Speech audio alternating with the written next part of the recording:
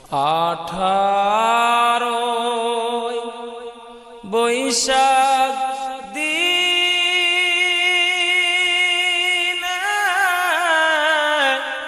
কি ঘটাইলেন রব্বানা,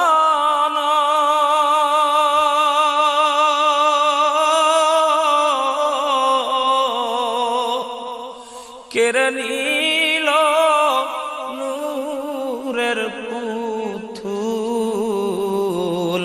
কলিজা হইল ফানা, কেড়ে নিল নূরের পুতুল, কলিজা হইল ফানা।